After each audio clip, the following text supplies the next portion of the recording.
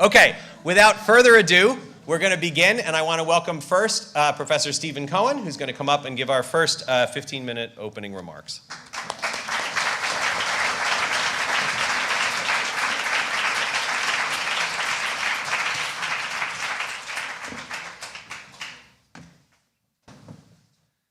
I was down in New Orleans not long ago, and I saw a gun shop, Cohen and McCain.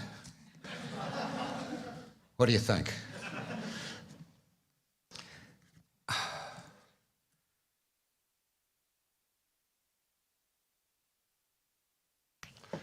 What to say?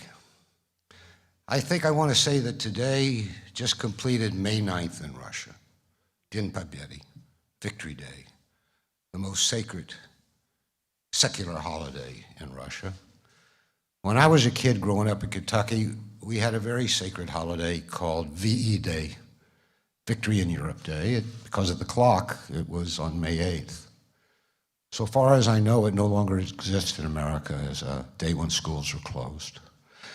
Therein lies part of what we might not express today, but part of the differences that have evolved over the years between Russia and the United States. I think this is a very important event. Not because I'm here, I'm just a stand-in. Partly because the very distinguished, multi-credentialed Ambassador Professor Michael МакФол is here. I'm grateful. I once knew him as Mike before, but I'm so glad he's here. But it's important essentially for this reason, that we are now in a new Cold War with Russia, and it is more dangerous than the preceding Cold War. I know that could be a separate subject of debate, and it might come up tonight, but that's what I feel. My point is that this new and more dangerous Cold War has evolved over more than 15, 16, almost 20 years without any real sustained, substantive public debate in America. Not in the media, not in the universities, not in Congress, almost never in elections, not on the campuses, so far as I can see. This is entirely different from the 1970s and 80s, when I entered public life, when this country was then debating Cold War and détente, and the country was full, high in DC, low with the anti-nuke movement at the grassroots, of debate. Without debate, if we behave democratically, there is no way to review long-standing foreign policy and to hope that we might change it democratically.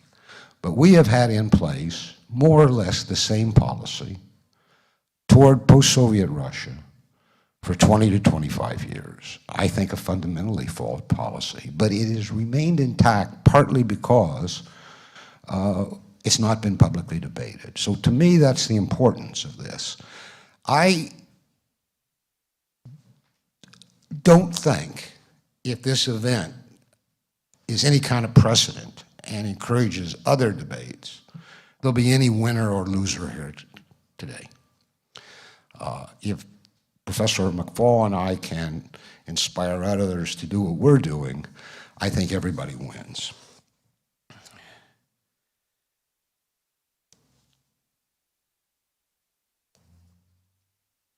When the debates unfolded in the 60s, 70s, and 80s, grudgingly, but eventually, the opposing sides in this country came to agree, as did scholars later, that both sides, Moscow and Washington, were responsible in their own ways for what became the 40-year Cold War, and that therefore, they had to seek mutual ways of containing it, preventing it from becoming nuclear war, and if possible, ending it. It's different in the United States today. Almost unanimously, there are a few exceptions, but they're not heard loudly or consistently. It said that Russia, and specifically Putin's Russia, as it's called, and more specifically, Russian President Putin is to blame. I prefer the word responsible for the new Cold War. And that's one reason why the new Cold War is more dangerous than the preceding one. The absence of debate leaves us with an explanation which suggests that America need not review its policy or change it. So, as I say, if this becomes the start of more debates, all of us have to be very grateful to Professor Cooley and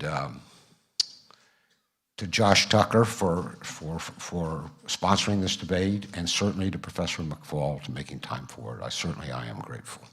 How do you do it, though? How do you debate such a large, fraught, complicated subject? Responsibility for the new Cold War. So I'm going to start with the axiom that I've always liked, formulated by the late Senator Daniel Patrick Moynihan, whom I paraphrase only for the sake of gender correctness. Moynihan said, everyone is entitled to his or her own opinions, but not to his or her own facts. I would add only that if any of us, scholars, journalists, pundits, medical doctors, auto mechanics, proceed without verified facts, we will certainly malpractice.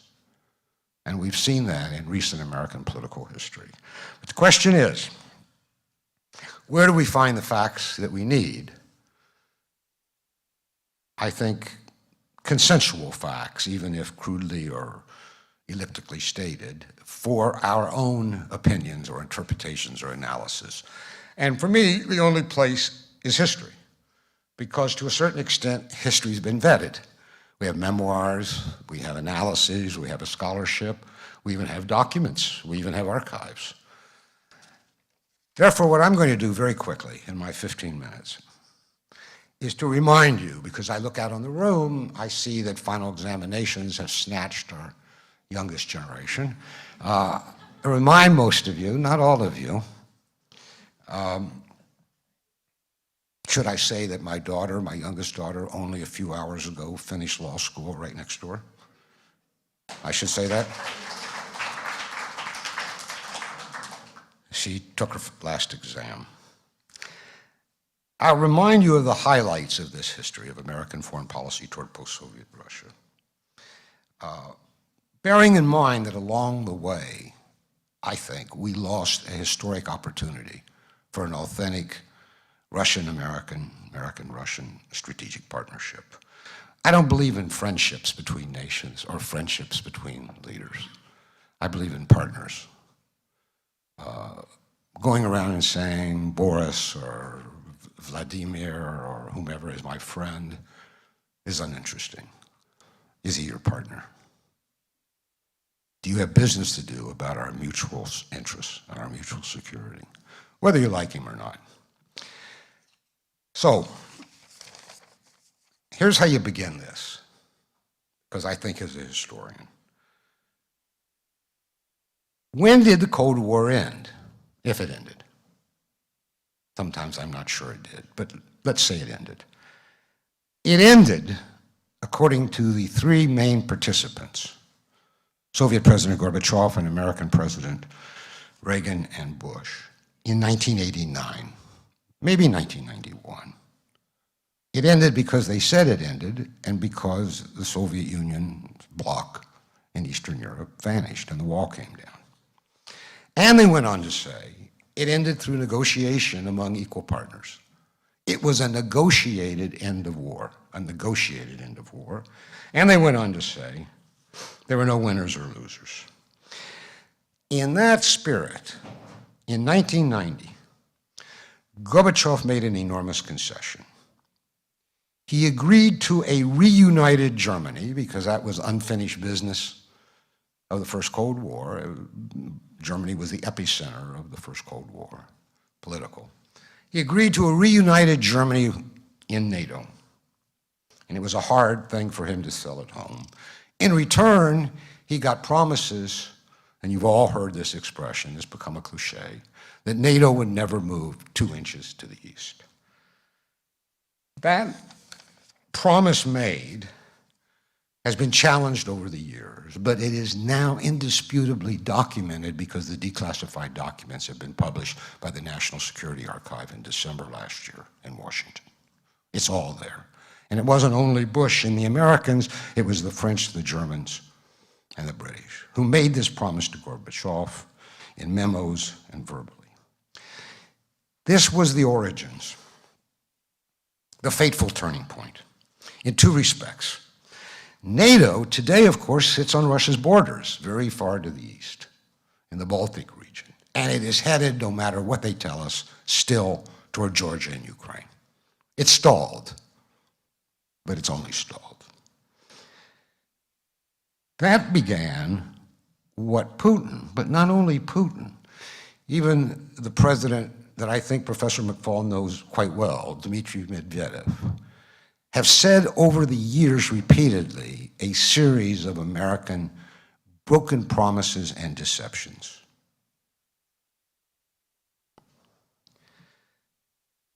Meanwhile, after this agreement,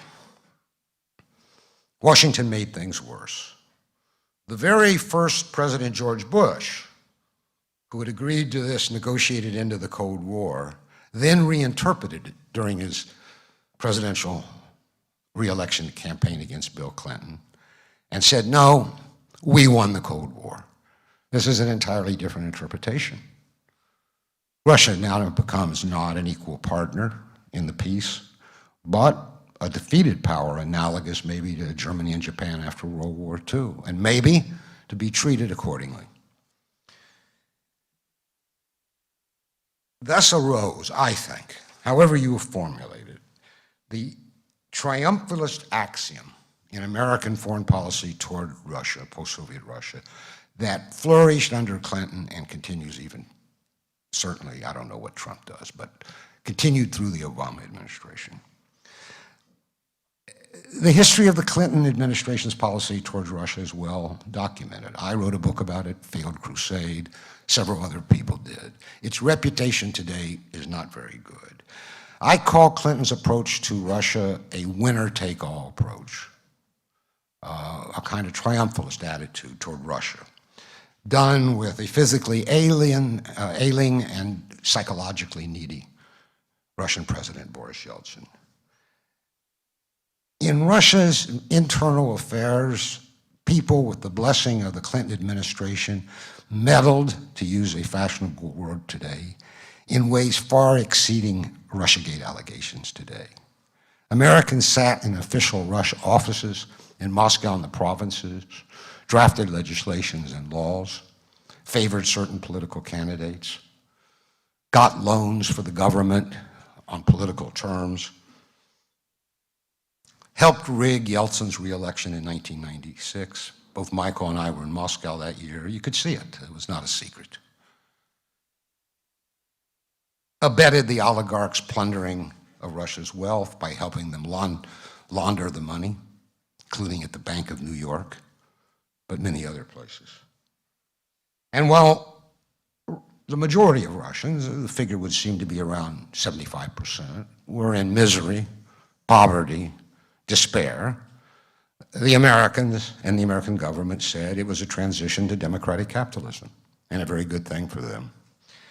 In foreign policy, Washington browbeat and bribed Yeltsin in various ways regarding NATO expansion and the bombing of Serbia in 1999, but I'll give you one illustration from his top Russia advisor's memoir, Strobe Talbot, when Clinton turns to Talbot and worries how much longer, and I quote, he can turn to Yeltsin and say, okay, here's what you gotta do next.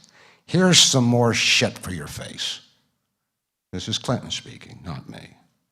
This was the reality that lurked behind the professed strategic friendship and partnership of the Clinton years.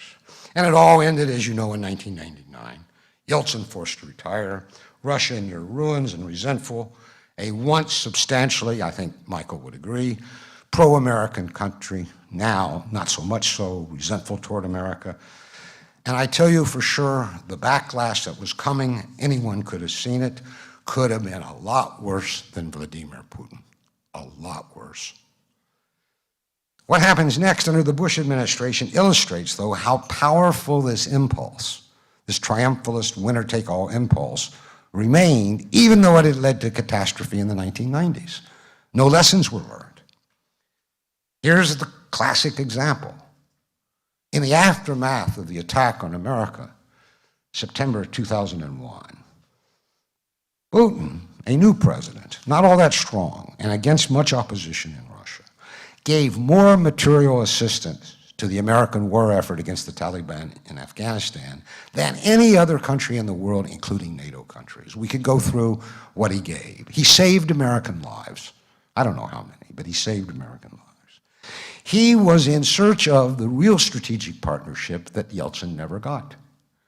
What did Putin get in return?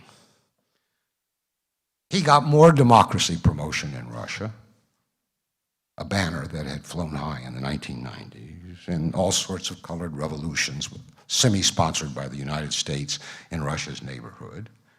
But more importantly, he got another round of NATO expansion from Bush, this time headed right to the Baltics, to Russia's borders.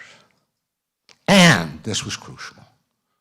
Bush unilaterally withdrew from the 1972 anti-ballistic missile treaty. Now that was, in addition to being an excellent thing for all of us, the bedrock of Russia's nuclear security policy. And we walked away. We had the right, legally, but we walked away. A new nuclear arms race, you know this, is underway today as part of the new Cold War. If you ask when that nuclear arms race began, Putin spoke about this in an interesting way the other day. It began when Bush left the ABM treaty in 2002. Putin began to protest in his own way. He's kind of laid back, but he made it clear he was unhappy. And finally, he blurted it all out. You remember this famous moment in Munich in 2007 with Senator McCain and the others on the front row, where he said, "We are sovereign. We want to be your partners, but we don't want to be your," what did he use? The word, vassals. And things went south from there. Putin now being demonized even more. Meanwhile, in fact, under Bush, the march in one way or another on Georgia and Ukraine continued. So we got the 2008 Russian-Ukrainian war. A European investigative commission found that Georgian President Saakashvili had started the war. This is beyond dispute, simply beyond dispute. What we don't know, or maybe Professor MacFol knows, I don't know, the extent to which Washington did or did not encourage Saakashvili to attack. That, to me, is a question, a legitimate one, but I don't know the answer. So we come, proxy wars, Cold War, horrible charges on both sides being leveled by the time President Obama becomes president. I thought he was the man to break with the triumphalist winner-take-all tradition. It proved not to be the case. I'm not sure why. Whether this rightfulness of American policy was too deeply ingrained in his head, the foreign policy bureaucracies, I don't know. Certainly it was in Congress and the media. And with all apologies to Professor MacFol, and I don't know if you completely disagree, the new Cold War intensified and spread during the two Obama administrations. Though looking back, and now we're talking about recent history, we're saying only Putin was to blame. But think about some of the things Obama did and didn't do. When things didn't go his way with Russia, he permitted his aides, never Professor MacFol, so far as I know, to speak derisively, publicly, about Russia and Putin. We can enumerate the examples, culminating in his statement that Russia ranked with Ebola and ISIS as one of the three greatest threats to the world.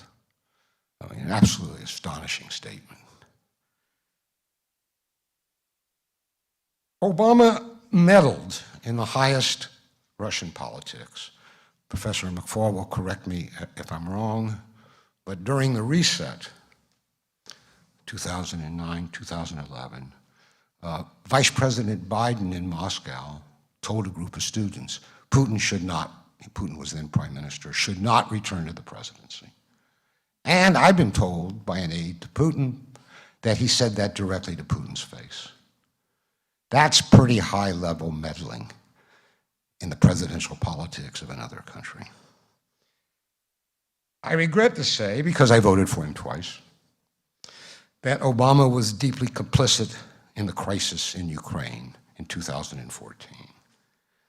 The European Union never should have forced on Kiev a choice as a trading partner between the European Union and Russia.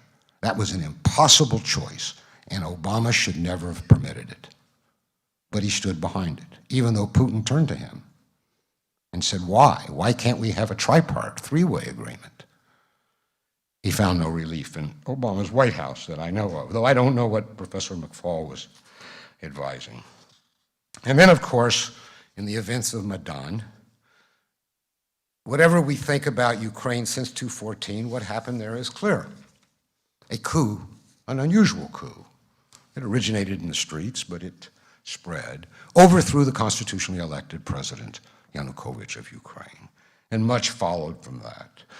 Obama very quickly endorsed the new government, very quickly. And in December 2016, weirdly, I think, he sanctioned Russia for Watergate allegations that still haven't been proved even today. So we come to this. Professor MacFall feels that the reset, of which he was a prime shaper and participant, I understand, shows that my argument is wrong, that by now Obama had abandoned this winner-take-all approach to Russia and set us on a new course. And it was only because Putin returned to the presidency in 2012 that that achievement was wrecked, spoiled, ruined. I read The Reset, and you should read MacFall's book. It is a new book. It's a really good book, very interesting. Memoir, history, politics, analysis. It's very interesting. I went back to the section on The Reset. What I find there is what I found in The Reset originally. Russia got the START Treaty and membership in the WTO. Those weren't American concessions, and nobody had considered nuclear security agreements concessions. They'd been going on for 50 years, and nobody said it was a concession to make us safer. As for WTO, half of the Russian political class didn't want it, thought it was a bad idea. And whether it's been a good thing for Russia or not is still debated in Russia. And it may not last, these sanctions now, but it wasn't a give. And there was some stuff about American private investment, but that was profit-oriented, and a relaxed visa regime, which is nice for those of us who want to go back and forth and don't have a diplomatic passport. What did Russia give? What did Russia give? It gave what Obama, and I presume Professor MacFall, wanted. It gave sanctions on Iran, a crucial Russian neighbor, crucial, absolutely crucial. And it gave an expanded route for supplying American and NATO forces in Afghanistan. So we got what we wanted. Russia really got nothing. This was called selective cooperation. And best I understand this expression, Professor MacFall has used it, so has Mrs. Clinton and others. Selective cooperation means we get, they give, and we pretend it's diplomatic cooperation. And you know how the reset ended, with another broken promise. Medvedev, then president, was told that if he didn't veto American attack on Libya, and it went ahead, that vetoed it at the UN, at the Security Council. The United States and its allies would not attempt regime change, would not attempt to remove Gaddafi, and in fact, of course, they killed him. And Putin remains, not only Putin, extremely bitter. Yet another broken promise from Germany to Libya. So let me end. What's my opinion now? Because I think those are not just my facts, but substantially historical facts. So let me end with this. This is now my opinion. This is where Moynihan authorizes me. In my mind, and I am a patriot of American national security, and that's why I'm worried. In my mind, reading this as a historian, the record shows an aggressive America, not aggressive Russia. It shows, if we come to Putin, though all this began before Putin, a reactive foreign policy leader in Putin, always reacting. And in fact, this is often said critically about Putin in Moscow, that he never initiates, he reacts. Most recently, everybody saw Crimea coming. He wasn't prepared. Why did he wait so long in Syria? Why did he wait on Obama? Almost a year. He is always reacting. Not this aggressor Putin that's become the explanation of why we are innocent of responsibility for the new Cold War. Secondly, whatever the case, American policy has been riddled with double standards. I wrote down a list this long. I'm only going to give you one.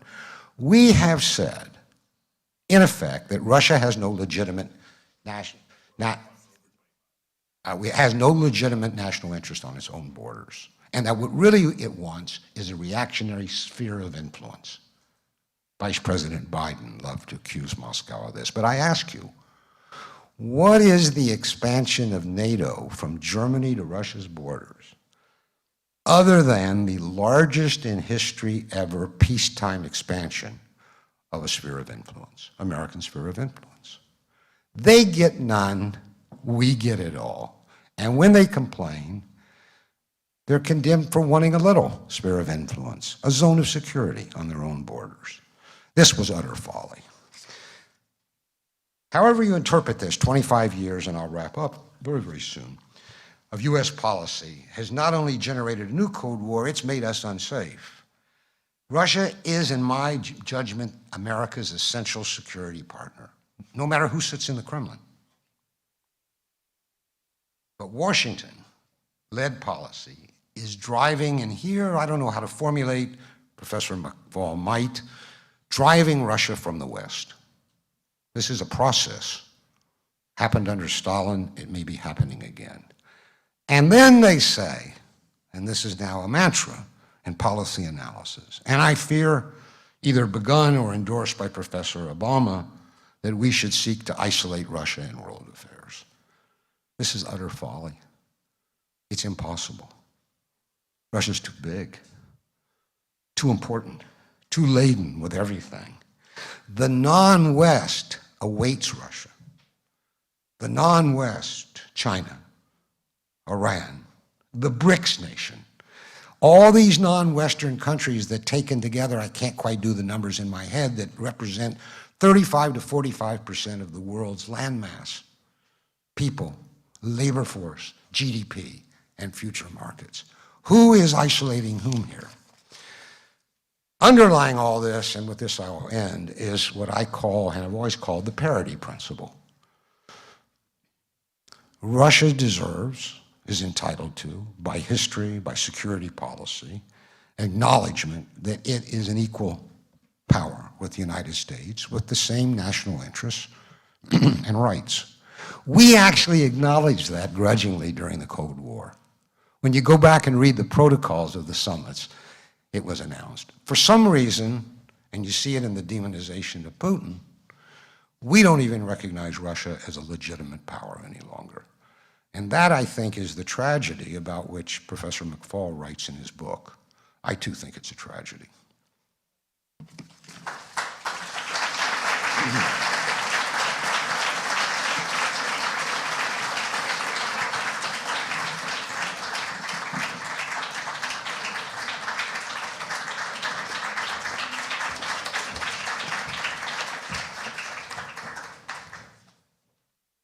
So you said 15 minutes, right? I guess time in New York's a little different than in the Silicon Valley. But I'm going to try to be brief because I actually want to get into a conversation. And I guess I should stand here, right? I'm used to moving around a bit. First of all, thanks for having me. It's a great honor to be here. There's a lot of history, a lot of facts that I'm going to go over quickly because I don't have time to do it. But what I want you to do is buy the book and read it, okay? Mother's Day is coming up. Actually, Father's Day is coming up. Graduation is coming up. There's a lot of facts in there that I'm not going to go into in detail. I want to give a kind of big argument so that we can get to the debate, okay? And I'm going to think more like a political scientist and bounce around somewhere between a political scientist. I'm not a historian, although lots of political scientists accuse me of being one, by the way, and that's a pejorative term in political science, just so you know. But I'm also a participant, right? And this is a little bit awkward for me because on the one hand, I'm trying to analyze what's happened. On the other hand, I was in some of those events that Professor Cohen just described.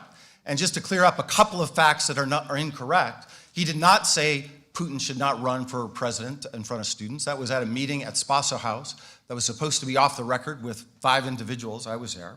And he did not say to Putin, you shouldn't run for president. I was at that meeting as well. So read about those facts in my book. But I want to do a big picture take, and then hopefully we'll get into some of the nitty-gritty where some things actually I agree with Professor Cohen. And then I want to make sure, at least by the end, we've isolated where we actually do disagree. So on the first thing, the dependent variable, for those of you who study political science, we agree on the outcome. Whether it's the Cold War, this is what Medvedev said. Whether it's worse than the Cold War, this is what our president said recently, of course, on Twitter. That's not interesting to me. I call it the hot piece deliberately to echo some of the elements that are similar from the Cold War, but also to suggest that there are elements that are different. And maybe in questions we can talk about this graph in detail, but there are some things that are the same, there's some things that are different. We're not in a quantitative arms race, for instance, but we are in a qualitative arms race. We are not fighting between communism and capitalism or communism and democracy. That's over, thank goodness, from my point of view. But there is an ideological struggle underway. At least Vladimir Putin most certainly thinks it. Sometimes we engage, sometimes we don't. But we would both agree, at least I want to be clear about this, that the outcome today is scary. In some ways, it's scarier than the end of the Cold War. If I, for instance, was writing the 10 Commandments for how to behave as a responsible great power, I would put at the top of my list, thou shalt not use nuclear weapons, right? Put that at the top of my list. I'd put it second, thou shalt not annex territory of my neighbor. That would be right at the top of my list. We didn't have annexation during the end of in the Cold War for the last 2 or 3 decades. We do have that. Also, we didn't have sanctions, by the way. Never in the history of US-Russian relations was the chief of staff of the Kremlin on the sanctions list. That didn't happen during the Cold War. That's a new confrontational phenomenon that I was a part of. And by the way, it's resulted in personal tragedy for me, too. I'm on the sanctions list as part of the quid pro quo. I can't go to Russia. This is the longest I've been out of Russia since 1983, the last 4 years, because of that quid pro quo. So it's similar and it's different, but that's not what I want to focus on in terms of the outcome. I think we both agree, most certainly my book is about that this is a tragedy. And where we disagree, though, probably, is кто виноват? By the way, с праздником, for those of you, I see some of the flags. День Победы, but also кто виноват? Who is to blame? And I've been asked in this somewhat debate format that I'm not used to. The last time I did a debate, I was in high school in Montana. By the way, our case, because it's in the book, it's where the book starts, it was my junior year in high school. I just moved to a town called Bozeman, and the topic was how to improve U.S. trade policy. Our case that my partner and I ran was repeal the Jackson-Vanik Amendment to the 1974 Trade Act. My partner, by the way, back then is now Senator Daines, Stephen Daines from Montana. We were a pretty good debate team, by the way. Later, I was part of the team. It took 30 years later, but we finally did repeal Jackson-Vanik when I was in the government. But I've been asked to take the opposite side. I don't quite feel comfortable on that, and maybe I'll be allowed to be a little more free. to not be in this black and white way, but I'm going to play the role that I was asked to for at least for the next 10 minutes. And my theory, my argument, is that Russians ended the Cold War and Russians started the hot peace. And I'm saying that first one provocatively because I think Russians somehow get left out of this story. Yes, the story was Ronald Reagan and Mikhail Gorbachev.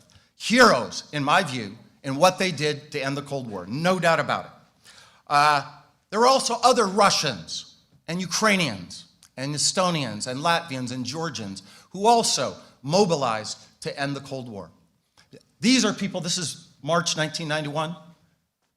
There I am, if you can see me. I'm there. Steve, were you there? Yeah, we were there. And I tell you that story because too often this is always a story of elites getting together, concessions between elites. I want to remind you that people are also involved, and they're involved sometimes in a way that pushes history in what I think is a positive way, because I think the end of the Cold War was a celebratory moment, and then in other times they get in the way of people sitting behind doors trying to close deals, and that's what I'm going to get to when I get to the Obama administration. So this happened. It was, it moved in this direction. I think we tend to overplay American agency. You want to talk about triumphalism. It's to claim that somehow we were part of ending the Cold War and bringing down the dissolution of the Soviet Union, and we write out all these people from history as if they didn't do anything. I think that's a huge historical mistake. But I want to remind you back then, because it's easy to forget. There's enough gray hair in this room. You don't forget. But when I talk at Stanford, I have to remind students that there wasn't continuity between 1989 and 2018, in my view, in interpretation of US-Russian relations. There was a time when we were on the same side on issues of democracy, on issues of markets, on issues of Western integration of Russia. And Professor Cohen mentioned some of those Americans that were working in the offices during the government. He's absolutely right. I was one of them, by the way. I wasn't working in the government, but I worked for an NGO at the time. I want to remind you, we weren't meddling. We were invited. We were there because the Russian government, the democratically elected president of the Russian government, Boris Yeltsin, invited him there. Whether that was good or bad, we can judge. But let's be clear, we were not there somehow doing regime change. We were there doing regime consolidation at the invitation of these people. And so remember, the 90s were up and down, and I'm going to skip through this because I want to get to the punchline about what happened. And to try to just tell you what happened, the story, and I think I'll just focus on the Obama era because that's the part I know best, and that to me is the most consequential because that's the most consequential part of my book. It is true. All of these things happened. The things that Professor Cohen just talked about. These are facts. I agree with Professor Cohen. When I go back and I look at it, I actually think the great sin was not what was promised to Gorbachev in 1990 about NATO expansion. By the way, I've done some negotiating with the Russians. It's really strange to me that you just agree to agree. Usually you write things down and you codify it in treaties. But that's a minor issue. I think the greatest sin was that we didn't engage with those that wanted to be part of the West, that wanted to have a democratic society, that wanted to have real markets and the rule of law. We drifted away. Remember, it was the economy, stupid, back in 1992. Nobody was paying attention to what was happening then. And if we have time and questions, I think it's worth thinking about that counterfactual. But these other ones happened. NATO expanded, Serbia was bombed, Iraq was invaded. No, let me rephrase that. We bombed Serbia, we bombed Iraq, we expanded NATO. All those things happened. And the color revolutions, Serbia 2000, Georgia 2003, Ukraine 2004, we didn't do those things. I think our role, like usual, Americans exaggerating their role in what other small d Democrats are doing. All of these events, most certainly, however, intensified conflict and tension in US-Russian relations. That is true. That all happened. And yet, after all of those things, there was this period called the reset. I was part of the government. And it was a strategy to try to get back to where we were in the 90s. There I am. That's my fourth day of work. It's his fourth day of work, too. We both, well, actually, he's got more different hair than I do. I shouldn't have said that. We're streamlining, aren't we? I'm actually going to see the president tomorrow to give him my book. And he's not going to agree with all of it, by the way. I'll get to that in a minute. But we came in, and all that drama had happened. By the way, for the purposes of time, I'm skipping over the drama that Russia initiated. August 1998, financial collapse, the two Chechen wars, the invasion of Georgia. They were doing some things, too, that made things more confrontational and building autocracy during those 8 years of the Putin presidency. But when we came in, we wanted to reset things. Перезагрузка, for those that speak Russian. And we sat down with the president. We told him about all the stories. We're not cooperating in this because of this and that, and some cultural thing. There were people that wanted to argue about, Russians are destined to be in tension with us. And President-elect Obama first, and then President Obama said, hey, I don't really get it. Like, don't Russians want to reduce the number of nuclear weapons in the world? And it was like, yes, Mr. President, actually, we think they do.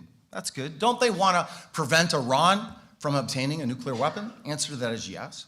So why is it that we can seek not concessions, Professor Cohen? We never use the word concessions. I think that's a bad word in diplomacy. Like you said, nobody has any friends, nobody does any favors. Every country and every leader is seeking to pursue their national interests as defined by them. One of my beefs with Putin is he defines it in bad ways, I think, not just for America, but for Russians themselves. Let's leave that aside for now. But Obama's idea, we're not going to get to yes unless they think it's in their interest. And so let's look for things that are what he called, and he used this phrase many, many times in dealing with both Medvedev and Obama, win-win outcomes. We're not seeking any concessions. We're seeking win-win outcomes. And, read the book for the details. I'll just go through this quickly. But I was there. We got a lot of big things done. And I want to remind you, if you've never served in government, it's hard to do anything in government. My God, I only was there for 5 years. Most of the time, you just stand in place. You just be. The bureaucratic process drags you down. There are other actors, right? They all get a vote. Russia, China, Iran, they get a vote. And a lot of times, you're just like pulling your hair, doing nothing. You're not doing. But there was a period where we did some big things. This was a great day for me. This is Prague, 2010. We're signing the START Treaty. We are reducing nuclear weapons. It was not an arms race. We were reducing nuclear weapons that were allowed in the two countries' arsenals by 30%. That's a big thing. Vice President would say that's a big, and then add the adjective, begins with F. That was a big thing. In fact, and then ratification, something that's pretty hard these days in American politics.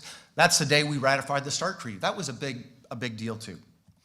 We got some other things done. As Professor Cohen mentioned, we opened up the Northern Distribution Network. We went from 2% to over 60% of our supplies going through Russia and Central Asia. That was, for us, designed to reduce our dependency on Pakistan, because 90% of our supply routes went through Pakistan at the time. And we had an idea that we were going to bring our war of terror, war against terrorists. We called it something different, but that's what it was. We planned to violate the sovereignty of Pakistan, as you all know now. And we did it one time in a very dramatic way when we killed Osama bin Laden in 2011. That could not have happened without NDN being in place. Russia and the United States were cooperating. And I disagree that NDN was a concession. I disagree with that because and in fact, I remember very vividly, we were April 1st, 2009. We were in London, first meeting with Medvedev, and he had just, if you remember, announced that Russia is entitled to its privileged sphere of influence. That's the phrase he used. And at that time, literally, if it's April, it was February 2009, President Bakiev had just come to Moscow, met with Prime Minister Putin, not Medvedev. He received a $2 billion economic assistance package. Later turned out to be incredibly corrupt, as we learned later. Corrupt with American money, too, Mr. Bakiev was. He took money from both sides in a corrupt way. But the quid pro quo for that is you have to close Manas Air Base, which at that time, over 90% of our soldiers used as a staging ground before going into Afghanistan, in Kyrgyzstan. So we sat down with Medvedev. We sat down. The president sat down with Medvedev, and I was at the table taking notes. Okay, let's be clear about that. And you don't know about this because we didn't read it out this way because we didn't know where this was going to go. I was the guy that read out that meeting, senior administration official, SAOs. That was my job during these meetings. But here's what the president said. He said, look, he likes that word, look, I'm the new guy. This sphere of influence thing, you know, it feels kind of 19th century to me. I don't really get it, like how having Kyrgyzstan in your sphere of influence, that's good for you, but if we have it, it's good for us. He just explained very straightforwardly, what do we do at Manas? We have our soldiers take hot showers, they get some sleep, they eat some hot food, and then they don't do anything in Kyrgyzstan. They're out at the base. Every now and then they do and cause some troubles. I had to deal with that when I was at the White House. They're not there for regime change and meddling. They're out by the airport, and then they get on airplanes and they go to forward operating bases, and they go and pursue and kill terrorists, Al-Qaeda and Taliban, that want to also kill you. I'm paraphrasing, right? Obviously, President Obama would never talk this crudely as I am. But the point was, we have a common enemy here. This is helping us fight that war, that win-win outcome. Oh, and by the way, we're buying $1 billion of fuel from you at Manas. Yeah, $1 billion worth. Check it out. It's in my book. And he tried to say, isn't that a win-win outcome? This sphere of influence thing? If we close Manas, does that make you better off? And for the next 6 years, Manas stayed open as a vital piece of NDN. Third, Iran, sanctions. That was tougher. Professor Cohen, you're right about sanctions on Iran. That was tougher. And in fact, at that same Prague meeting that I just showed you, all the pomp and circumstance, drinking champagne, that was all fun. The substance of that meeting was about Iran. And President Medvedev said to President Obama, he said, look, and by the way, at the press conference for the signing of the signing ceremony, right at the end, President Medvedev said, in English, he said, most certainly, Barack, this is a win-win outcome for both of our countries. He was echoing what he had heard from Obama many times. When we got behind closed doors, he said, hey, this isn't a win-win for us. We got trade with this country. We got more there. We've signed an agreement to sell them the S-300s. This is asymmetric. You guys got nothing going on. And President Obama, as I write about in the book, said two things. He said, one, I hear you, and we're going to lift some sanctions on some of your countries to make this easier for you. And we did that. And we're going to deliver the 1, 2, 3 agreement so that we could cooperate on nuclear energy. We did that. And then he made a much bolder argument. He said, in the long run, I want you to think that your bilateral relationship with my country will be more valuable than your bilateral relationship with Iran. And that's how we got the Security Council resolution we did. And then in a cooperative win-win way, sitting with the Russians, you don't get the Iran deal without the Russians involved. We got a great deal, a fantastic deal that tragically our president has just torn up this week. Finally, on security results. History can't just be about the things you see. They have to also be about non-events. These get written out of history. And for me, the greatest, scariest non-event of my time at the White House was when the Bakiev, the president I just described to you from Kyrgyzstan, he was overthrown, he fled to Belarus, 100 people were killed, 300,000 ethnic Uzbeks went into Uzbekistan, and it felt like we were on the verge of a color revolution, but this was tinged with ethnic genocidal civil war. That's what it felt like.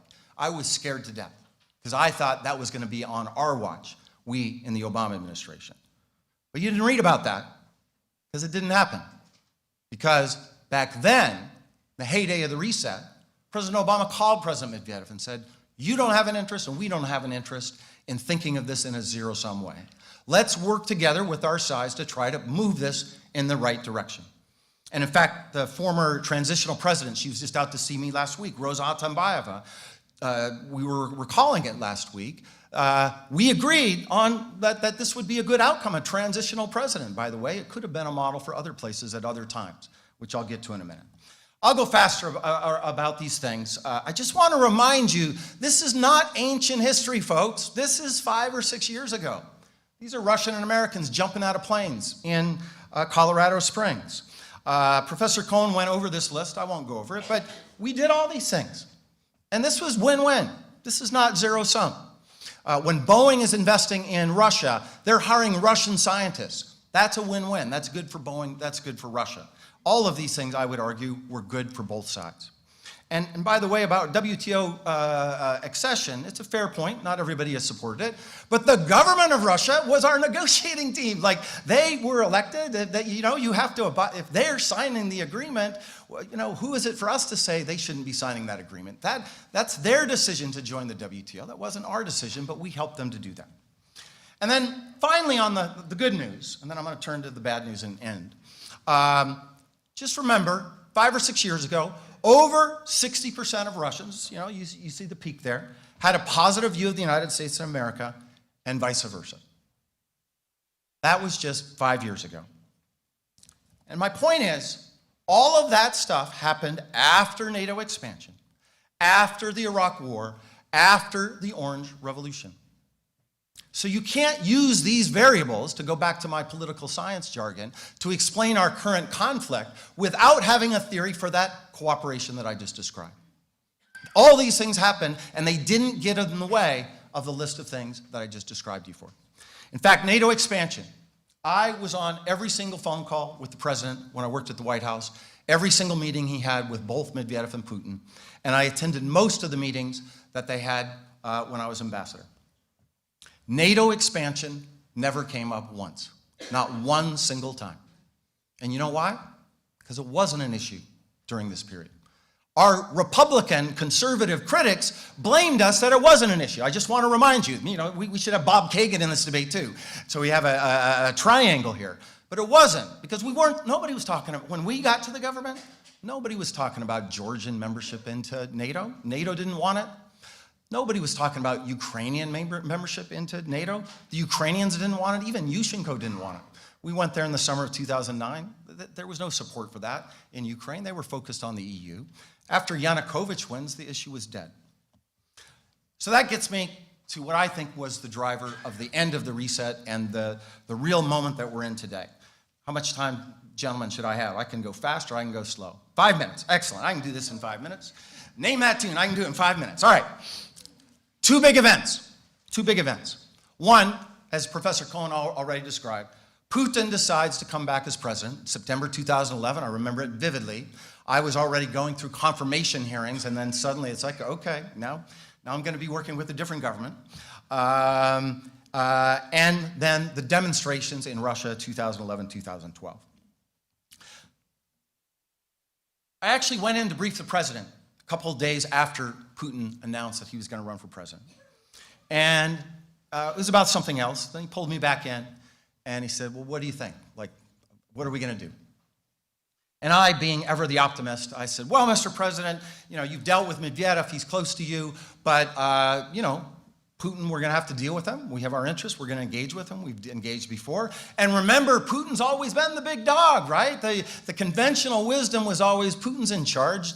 Medvedev's just this puppet, and so there should be continuity, right? And the president looked at me and said, come on, man. I don't want to put words into the mouth of the president. He looked at me skeptically, and he said, you know that this is going to be a big change. And I agreed with him, because we saw these two gentlemen up close and personal, and it turns out they had pretty radically different views of the world. Medvedev was a young guy, 10 years younger, 10 years less living in the Soviet Union, lawyer. He had lots of affinity, lots of overlap with Obama. Putin, much older, trained in the KGB, and his analytic framework was formed then. And these are the things he saw. Sees things in zero-sum terms, not win-win, +2 for America, -2 for Russia. We are a competitor for him, not a partner.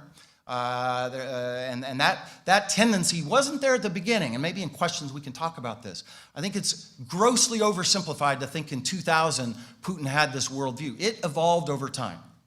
But the third one's the most important, and I'm going to end on this. He has a view of America that, a theory, hypothesis, that we use overt and covert power to overthrow regimes we don't like. And there's a lot of empirical data to support that hypothesis that Mr. Putin has about American foreign policy over the last 70 years.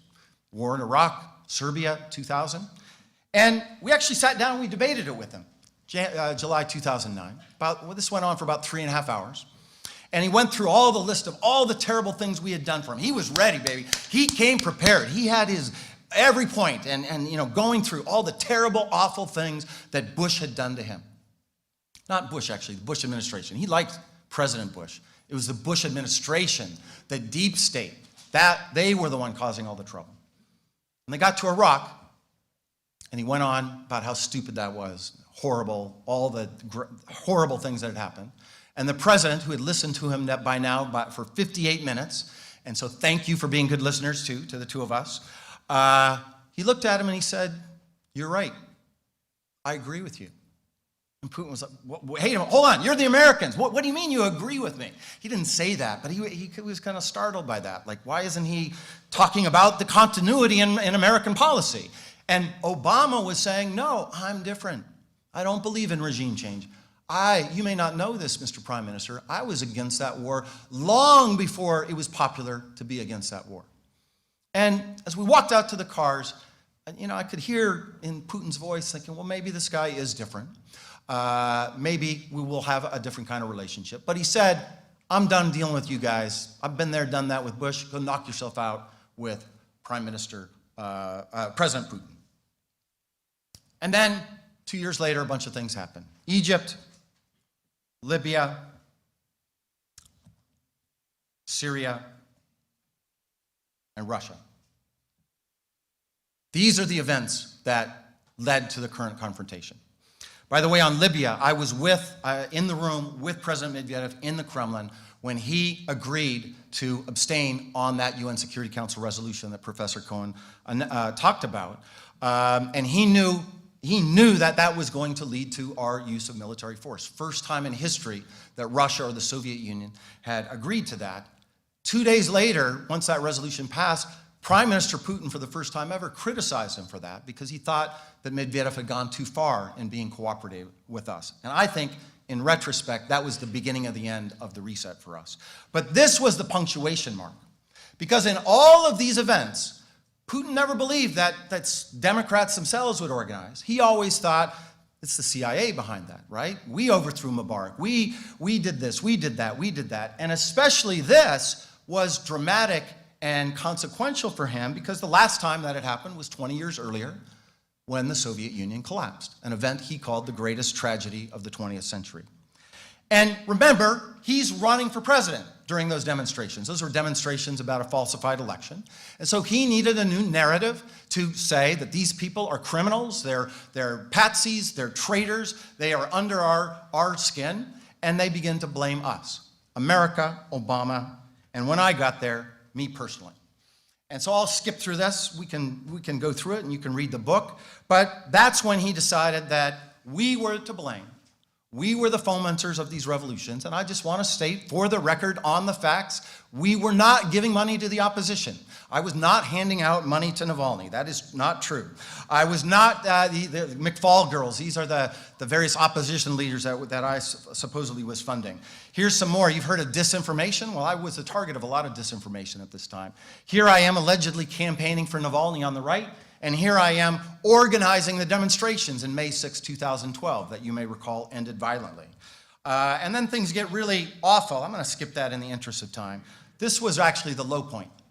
No, it's not funny. Please don't laugh. It's not funny. This is February 2012. This was put out. Of course, you know, we have a free press, and we had nothing to do with it, of course. We got it pulled down, YouTube. I had some friends at Google. We got it pulled down. And it reappeared and reappeared and reappeared, tweeted out. You go on Yandex now and you put pedophile MacFol in Yandex, 4 million search, what do you call it? Thank you, come up. So, and it wasn't just me. This is another thing from Russian television at that time, comparing Barack Hussein Obama to the leader of ISIS, Abu Bakr al-Baghdadi. Same ideology. All of this stuff, we didn't change the reset. We didn't change one thing, not one thing in our policy. The thing we adopted in 2009 was what we were doing at this time. What changed is Putin inside the government and this mobilization against what he thought was his national interest. And then the last straw, which has already been mentioned, the fall of Yanukovych in February 2004. I've been speaking for 30 minutes? Oh my God! Oh, then I'm gonna stop. I'll stop with this, because Professor Cohen mentioned it. I'm sorry about that, guys. I thought I was not paying attention. So, я виноват тоже. This event, right? There was a debate whether they should join the accession agreement or not. Our view, just so you know, and I argued it, was you can join as many agreements as you want. Knock yourselves out. America's part of dozens, maybe dozens, tens of dozens of trade agreements. As long as they don't get in the way of each other, why shouldn't the sovereign country of Ukraine have the right to choose who they want to trade with? That's their choice, not Russia's choice. Russia doesn't get a veto about what Ukraine does. But then Yanukovych made his decision. And there was this guy, Mustafa Naim is his name. He said, this guy, I think he even used the word Svolich. He said, who is he to say what we should do? And if you are with me, come to the streets of Maidan, and we're going to push for Ukraine to be part of Europe. And that's what happened in Maidan. Mustafa Naim did it. It wasn't Joe Biden. It wasn't Toria Nuland. It wasn't Barack Obama. His name's Mustafa Naim. I just saw him 10 days ago in Ukraine. And then this thing got violent. People were killed. And that's when we intervened. We should have been involved earlier. Maybe we'll talk about that. And we, with Europeans, tried to cut a deal between the opposition and Mr. Yanukovych, President Yanukovych. Poor Joe Biden on the phone, back and forth, trying to get a deal to avoid bloodshed and push new elections to the future. February 21st, we got a deal. Big, I was in Sochi. I remember my BlackBerry was blowing up. This is a great victory for American diplomacy. 6 hours later, Yanukovych shows up in Rostov. And for reasons I still are mysterious to me, but they weren't mysterious to Putin. That was us, that was the CIA again, and overthrown his ally, and that's when he decided to annex Crimea, and when that was cheap, he decided to annex, not to annex, to support those separatists in eastern Ukraine. And to me, that is the cause of our current conflict with Russia. Putin, in reaction, I actually agree with Professor Cohen. He reacts to these things, but there's some pretty horrible reactions. Annexation, supporting Assad, one of the worst killers in the world today. Intervening in our elections. That did not even happen during the Cold War. Those are the ways he reacts, and then therefore I think it's appropriate that we have to tragically push back on those things. Thank you for your patience. Thanks.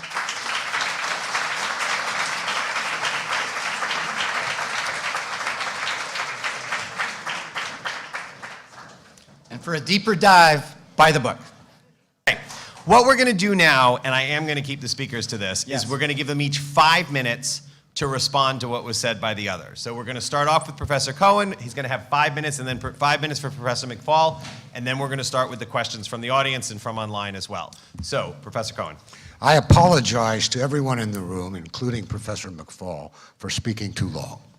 And for disrupting. And I do too, by the way. Yeah. We're both at fault. Yeah, TV about.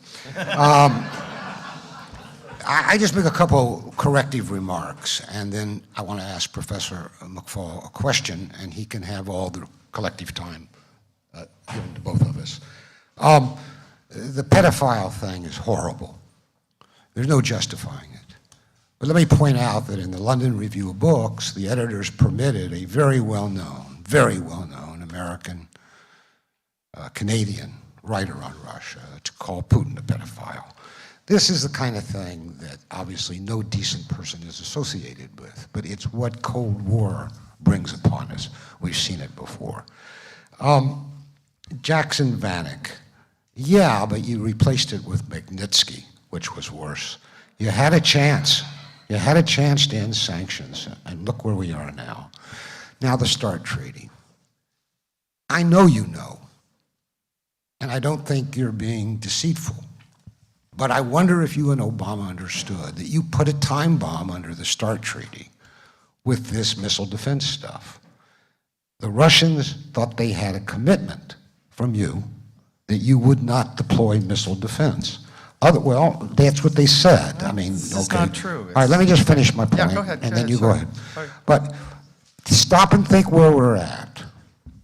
As long as we send these missile defense installations to ring Russia on land and sea, Russia isn't going to give up its nuclear arsenals or cut it very much.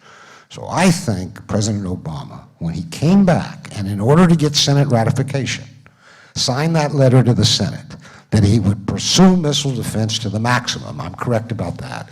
He didn't show leadership. He should have fought. And now my question, and I stopped, Professor MacFol. I don't understand, Michael, what you mean.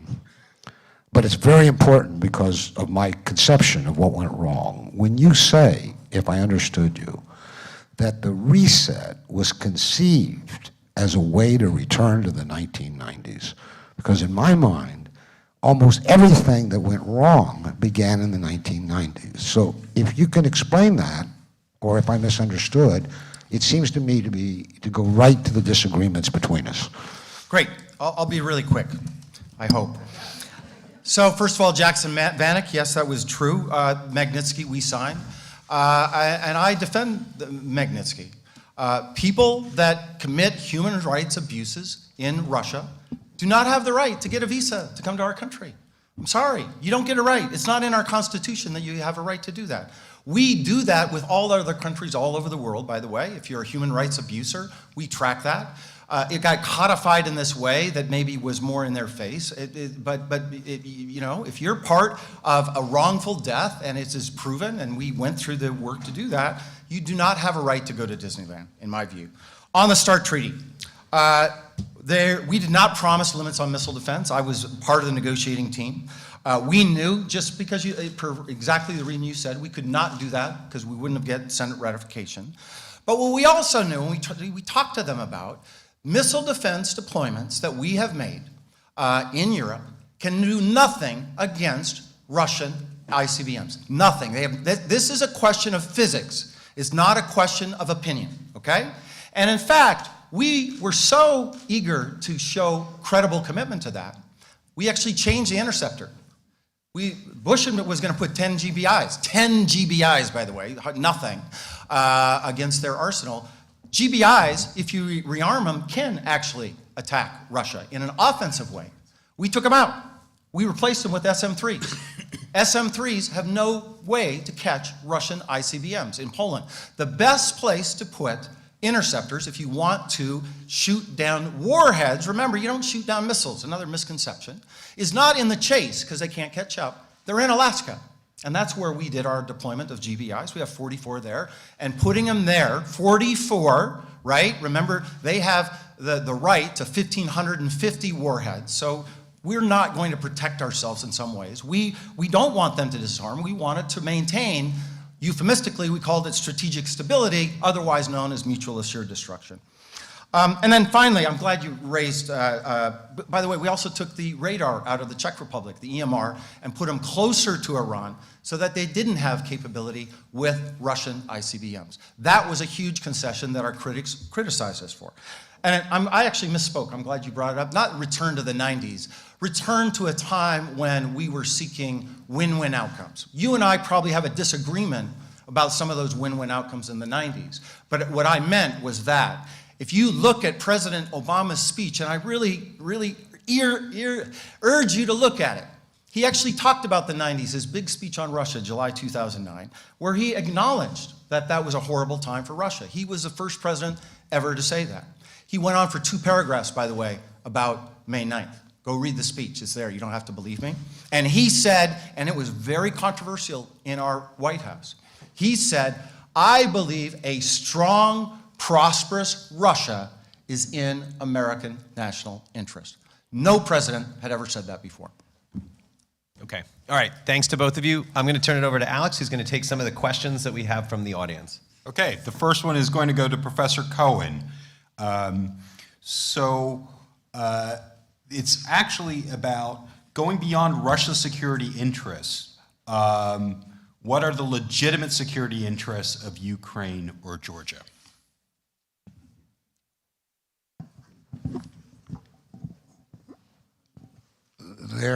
What are their legitimate interests? Security interests. Security interests. Well, they certainly haven't achieved any with their unwise policies. So the first thing to do is rethink that. They're certainly not very secure today.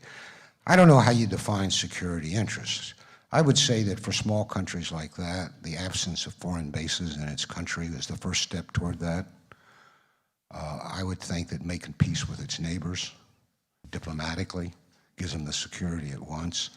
Those two countries need a stable, non-militarized environment to prosper. I don't think Russia's a threat to them. I don't think we're a threat to them. What's happening is that, as in the other Cold War, but now it's in Europe, not in Africa, we've got proxy wars breaking out all over the place, including in Syria. So I would argue, if I were a politician in Ukraine, or how many Ukraines exist today, I'm not sure, or in Georgia, that the first commandment of security for my country is it will not take part in proxy wars. So I was just in Ukraine 2 weeks ago. I don't know, and I just want to make sure that when you're in Ukraine, Russia still certainly feels like a threat. They have annexed territory. They have supported separatists with weapons, and they have supported separatists with their own soldiers. Over 10,000 people have died. It feels, when you're in Kiev, that you are at war with Russia. So it feels like a legitimate threat that needs to be dealt with. And by the way, I could be wrong on this. The only foreign base that's in Ukraine today is a Russian base. Okay, and this one is going to go to Ambassador MacFall. So this is from Alexis Lerner, who's a PhD student at the University of Toronto and visiting scholar here at Columbia.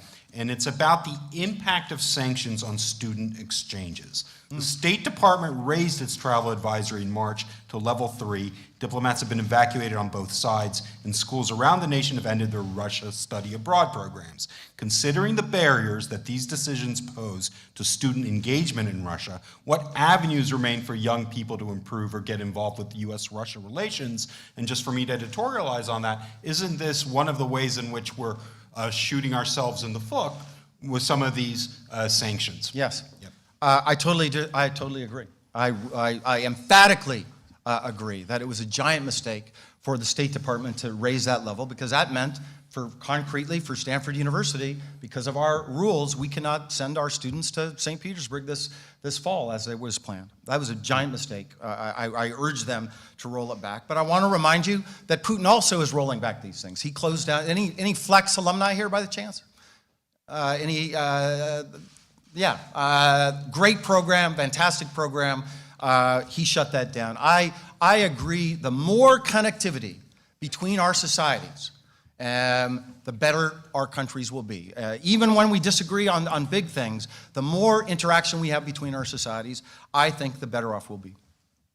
Thank you. Okay, so we have a question from Twitter, which is from @Lusco Claudio, which is essentially, the question is about the usefulness of the term Cold War at this particular time.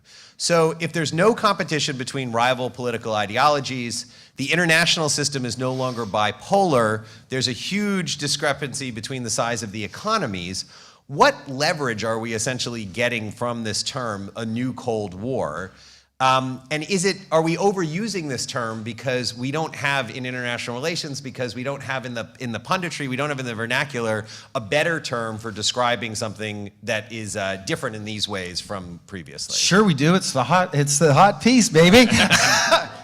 Professor Cohen, you want Professor to go Cohen. first? You know, I learned a lot of things reading Professor MacFall's book, but I learned something absolutely startling here today from him when he said that Obama begins sentences "look." And of course, you know, many Russians begin sentences "vidish." So it's kind of good to know. Interesting. I mean, you could have built on that, I think, to create an entire... We tried to milk the name of his daughter as much as we could, just so you know. Sasha.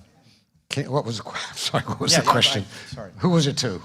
Just one word. Yeah, I mean, there was a question. How does Dr. Cohen I got it. All right. the new Cold War? So look, I'm the wrong and the right person to ask. Beginning in the 1990s, during the strategic partnership with Russia, so-called, I began warning in my writings that we were creating a very cold peace and it could become a new Cold War. This was in the 90s. In the early 2000s, I was calling it a new Cold War. I was widely criticized, mostly with references made here, that where's the ideology? Well, Professor MacFol and I see the ideology emerging now. I mean, this so-called conservative, reactionary, traditional Russia against the liberal, enlightened West. It's misformulated, but certainly an enormous ideological component has emerged in the last year or two, or maybe a little longer. We just had to be patient. As for Russia not being strong, Russia is plenty strong to fight a Cold War, and if it comes to that, a hot war, where the new Cold War has unfolded, that in regions where it has enormous advantages. Its own geopolitical area, look what it did in Syria. I mean, the newspapers tell us today, or Trump tells us today, we destroyed ISIS in Syria. This is utter nonsense.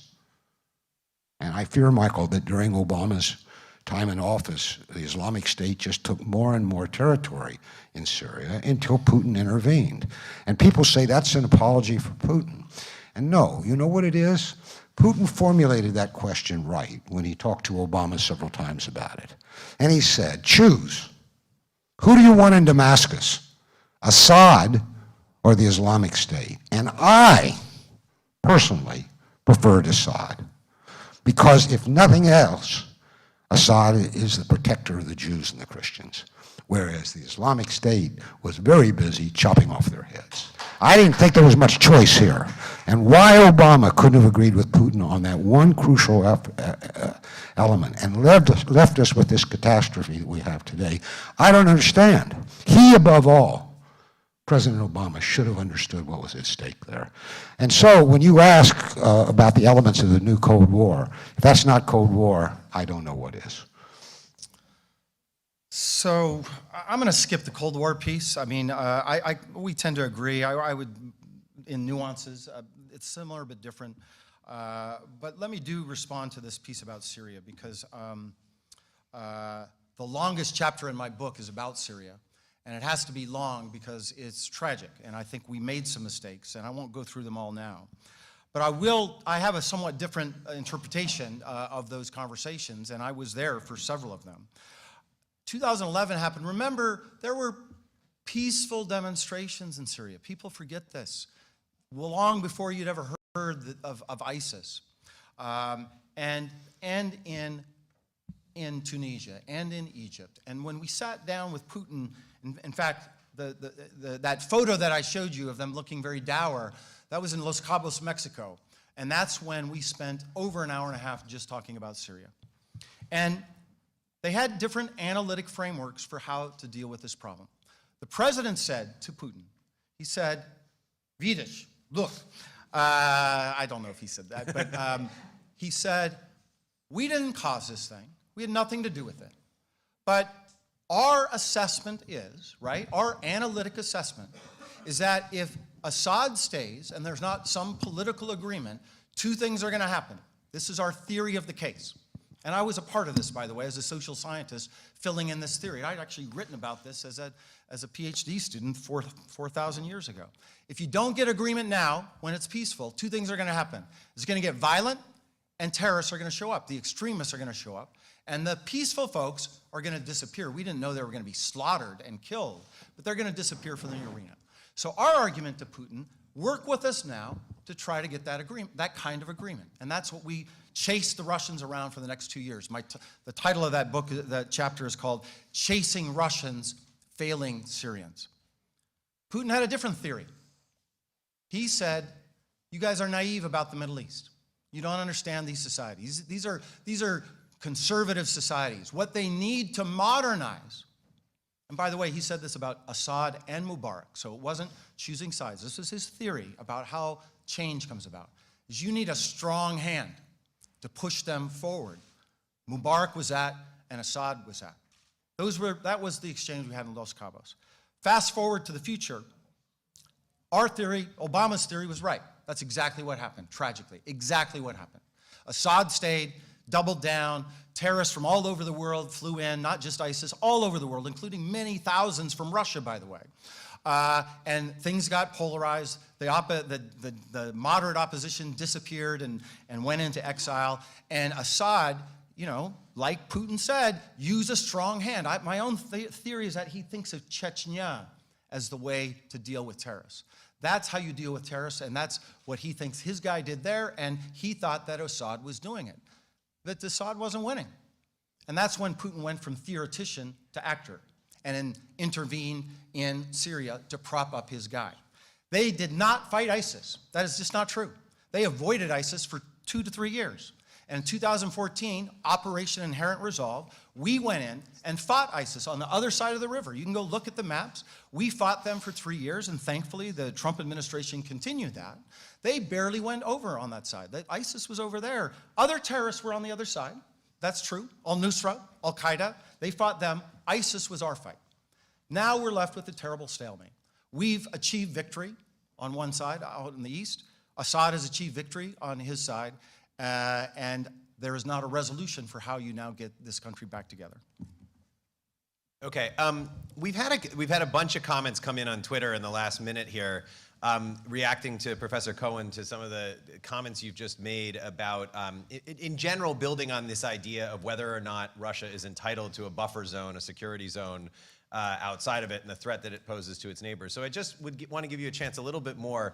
We've gotten questions, so we have one from, which I think is coming from the NYU viewing, perhaps, but from a student at NYU, Ben Dalton. Shouldn't the independent states of Eastern Europe have the freedom to enter any security association they wish, and then should they be able to enter any security thing? So I guess, how do you balance between the sovereignty of the states of Eastern Europe, and even if we want to push forward in the sovereignty of states in Ukraine and Georgia, and this trigger that we've talked about here today of Russia feeling threatened by encroachment, by the possibility of the reality of some of these states joining NATO, and then the possibility of some of the others seeking to join NATO in the future? How do we draw that line? How do we draw that balance? How do you draw it in thinking about it? Well, it's vaprosov, isn't it? It's the question of all questions. If we can solve this problem of how you reconcile two forces in the world, we could make peace. Fidesz, we all would agree. I can only give you bullet point answers. Russia is entitled, not only Russia, but we're talking about Russia, just as we have claimed an entitlement to absence of foreign military bases on its borders. Now, what that means in the age of missiles needs to be elaborated, and it's a separate discussion.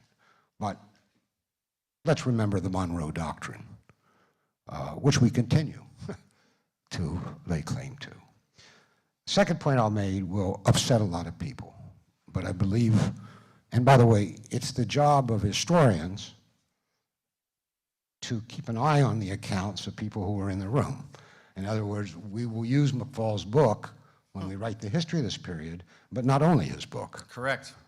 And First draft, not the last draft of history. Okay. So I hear him relating some narratives with which I profoundly disagree, but I don't think we should get bogged down in that. So let me make this point.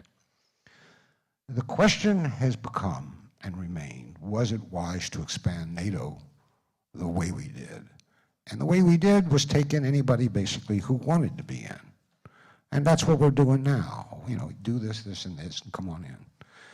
And this is entirely wrong, provocative, and undermines our own security.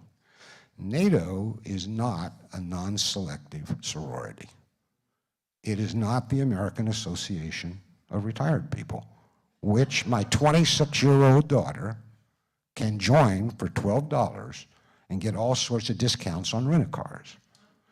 NATO is a security organization, and its sole purpose, to the extent that it had a purpose and has one, is to provide security for its original members. Every time it takes in a nation that is not only unqualified, but has conflicts that could drag NATO and all of us into war, It undermines our security. So then you say, what do you do about a country? Let's say, I don't think the Baltic countries are threatened by Russia, but let's say Latvia is. Do you think Russia's threatened by the Baltic states? No, I don't think there's any threat. Let's remember how that looks when you're in Estonia. It's kind of odd to think well, then Estonia is threatening Russia? Come on. No, Russia's a great power. Excuse me. Latvia says every day, oh my God, the Russians are coming, right? And then we say, okay, here's another division. And now we can hit St. Petersburg with ordinary artillery, not missiles, ordinary artillery. You and I know St. Petersburg. That's a little different in our lifetime, Michael, wouldn't you agree? But Russian artillery can hit those countries too, Professor Cohen. Just be clear. They have tremendous military capability that goes the other way. Yeah, but how, takes two to tango. If wait, you want to excuse- disarm, that's great, but wait, Russia wait, has to do it too. But how did NATO get on that territory? That's the very point. How did it get from Berlin to where it can hit Latvia? Because democratic societies chose who they wanted to associate with. That should be the way it works. All right, okay. There's So- definitely respectful differences of opinion here. We're going to switch. We're going to change up the topic on this because we're quickly running out of time. Yeah, quickly running out of time. Both Professor Cohen and Professor MacFol did such thorough jobs sort of walking us through the 20 and 25-year history that we had in the post-Cold War period, which is kind of amazing. But it didn't leave a lot of time for talking about the current situation between the two countries right now. So we're going to start with a provocative question, which came from our audience here at Columbia, which is directed to Ambassador MacFol, but we'll let both people weigh in on it. Do you believe Putin has compromise on Trump? You can answer that however you want to answer that. Let's go back to NATO.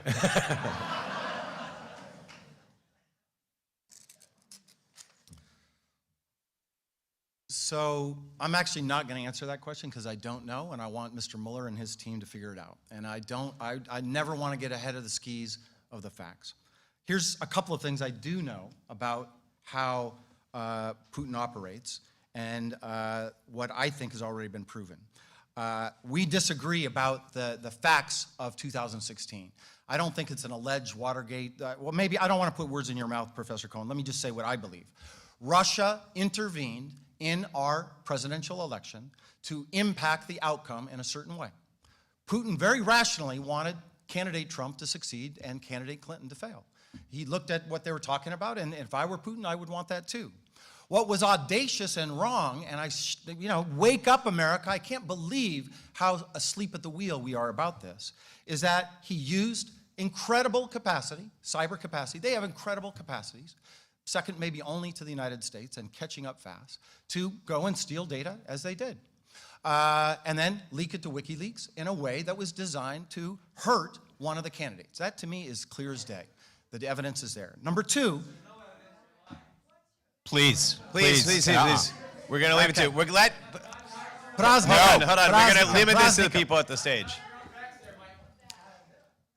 I would just encourage.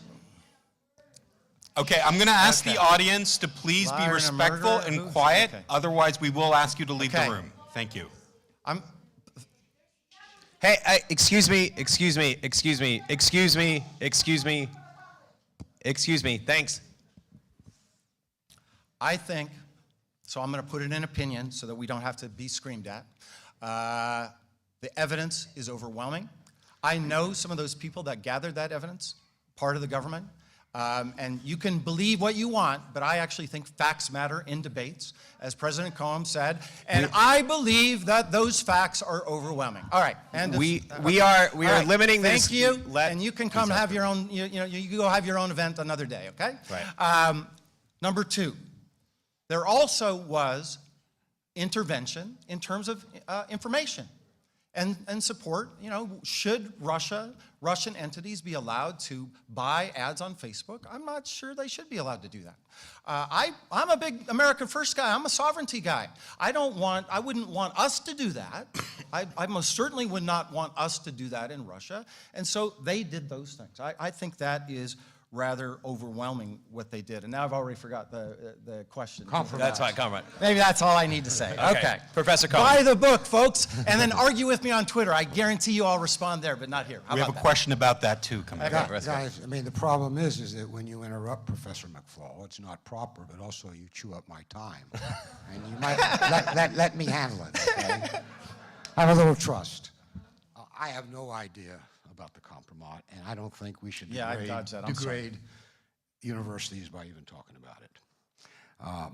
But this whole Watergate, they intervened in our election, trampled on our sovereignty.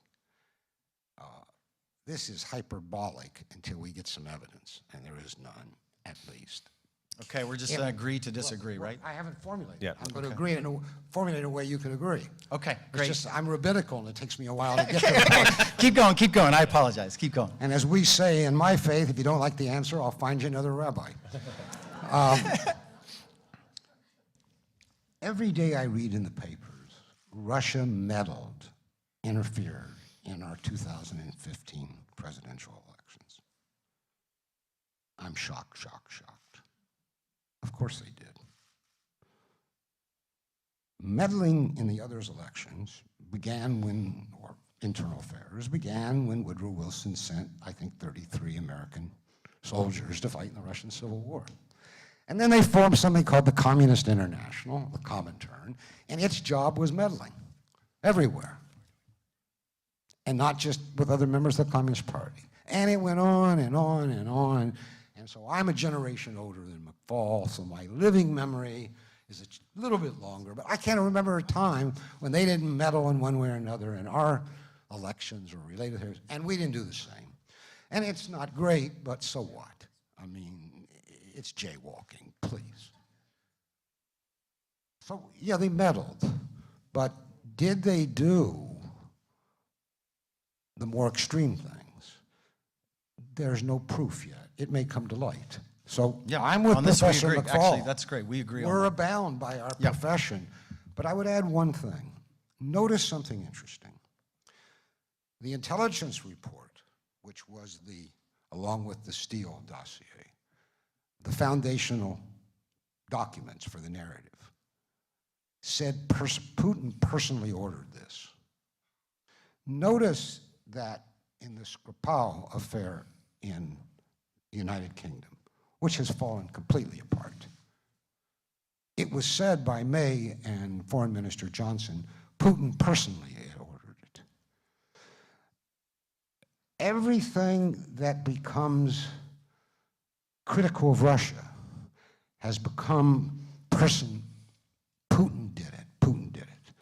Now, I am sure they have no way of actually knowing this. They may have a mole in the Kremlin. They may intercept his communications. It's possible. But they would never reveal they could do that. Never, ever, ever. Yeah. So a great deal of this today is bullshit. But it is a reason why the new Cold War is more dangerous. And I'll end with this point. I was alive in 1962, not entirely adult conscious, but alive, when the Cuban Missile Crisis happened. My memory of it is somewhat different from what I read in history books now, which is interesting. When you go back and you live through something, you read the book. But here's the thing. It's become an axiom of the nuclear age that John Kennedy saved us.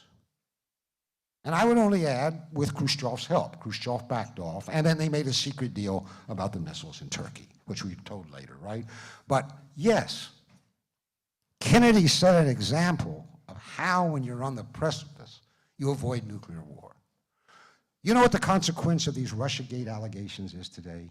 President Trump could not do that. With all this talk that he's a puppet of the Kremlin, or they've got compromise on him, or that he's somehow compromised by financial dealings with the Kremlin. If we come to a Cuban Missile Crisis moment, and we could have in Syria 3 weeks ago, we could have, we didn't, and we might still, the President of the United States cannot do his most sacred duty and save us from nuclear war because of this Watergate. That's why it's got to stop now. And that's why the new I don't care, personally, I don't care who Trump peed on or didn't pee on. What I care about is that if we come to a Cuban Missile Crisis, he is free to be a rational statesman. And I don't see that he has any room to maneuver today whatsoever. We should think what we're doing. Okay, so let's go for one more. This goes to Ambassador McFall. Is withdrawal from the Iranian nuclear deal a major setback, and how will this affect U.S.-Russia relations going forward? Yes, I think it's a major setback for the simple reason, here's how you have to evaluate agreements and pulling out, withdrawal. Are we better today than we were with that agreement? Are we more secure? My answer is emphatically no. So what did we gain by withdrawing? I honestly don't even understand the theory of the case. Like what, how is this gonna make us safer? The president has not articulated what that is. I hope he has a plan B that's more than just regime change, because that's, by the way, what his commentators that are close to the White House, I just talked to one 2 hours ago, that's what they're alluding to. That will be a disaster. I hope it's something more rational than that. I fear it's not. That's number one. And with respect to Russia, think about this. What if your goal was to unite the NATO alliance, China, Russia, and almost every other country on the planet? What's the one thing you could do? That's what the president did. We're standing on the outside here. We're the ones that are the outliers. Everybody else is good. And that, for me, that is not defending America's national interests.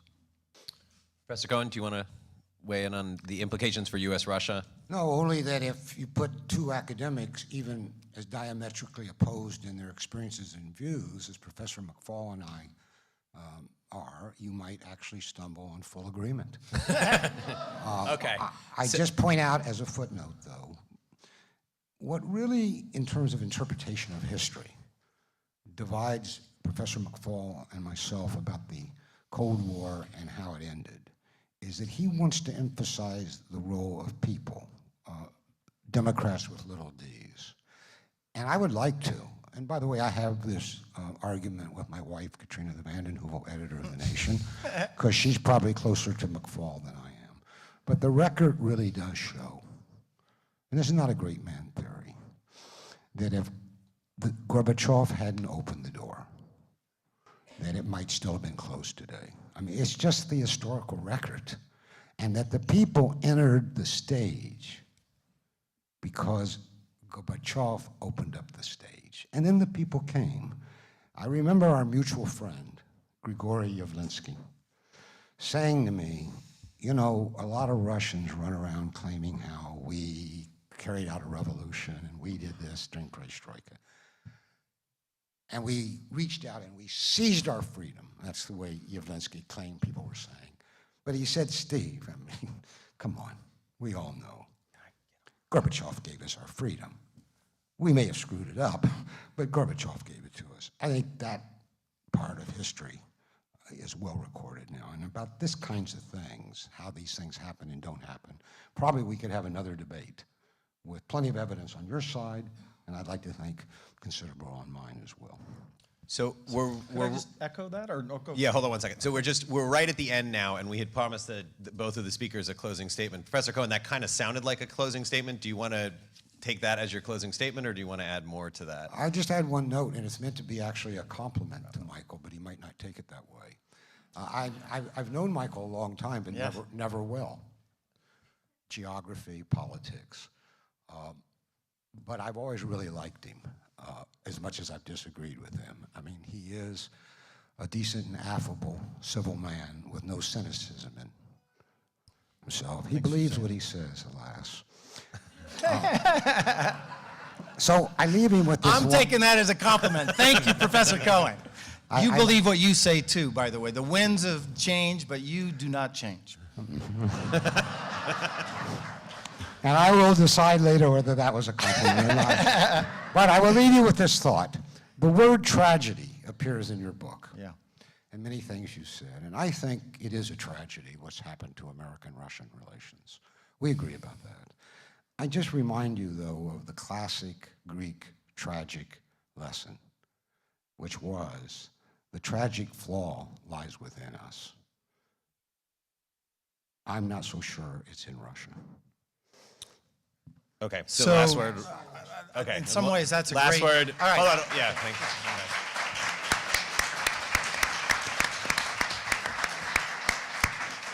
Closing statement. So let me make one analytic point and then just to close on something a little more personal. So on the analytic point, if you buy the book, you'll see, you better buy the book after all this work that we've been doing.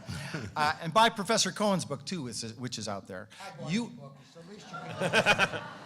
will see that on this analytic argument that we're talking about, do people matter? Do individuals matter in the making of history? We actually agree on that. I agree that without Gorbachev, the Cold War does not end. I consider him to be a heroic figure of the 20th century that should get more attention. I used to go see Mikhail Sergeyevich when I was ambassador all the time because I thought that I was with and living and being with a great man who had the courage to think differently despite all the constraints on him. I also think that about Ronald Reagan, however. I want to mention that. Because Ronald Reagan also had a different view, and I'm no supporter of the Republicans. Actually, I've voted for one Republican once, and that was my good friend. His name's Pat Shannon, only because I knew he was going to be crushed in the election. So I could always see him every day and say, hey, I voted for you, Pat, too bad. But Ronald Reagan also had that vision, and those two gentlemen, and with Shevardnadze and my colleague at Stanford, George Shultz, I do think that at a moment in history, they did seize the moment and turned both of our countries and our relationship in a positive direction.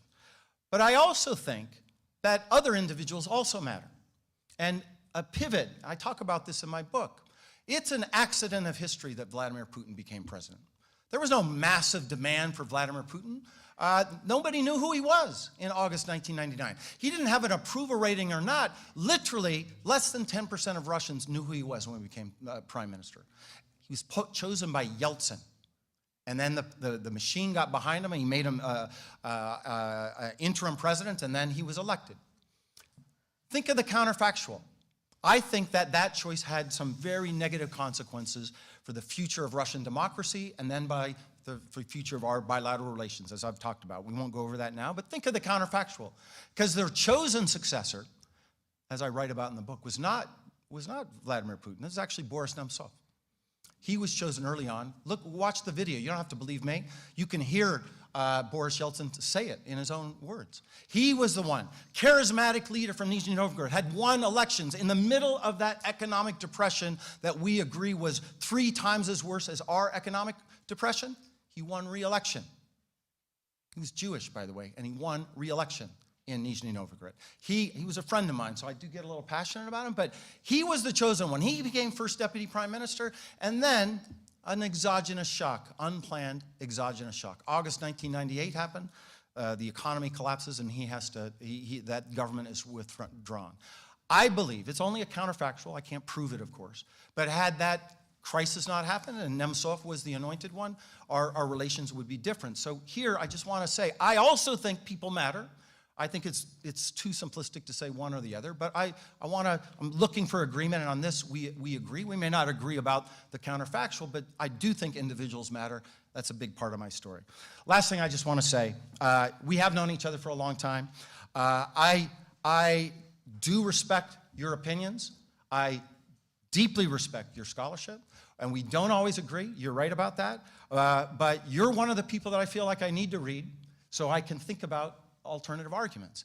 And I want people to come away from this, to get out of your comfort zone, to stop just thinking in your bubble, to watch Fox News Now every now and then. I do, just to mix it up a little bit, to interact with somebody that you don't normally interact with. Because when you do that, A, you might learn something. I think it's important to interact with people with different views and different scholarship.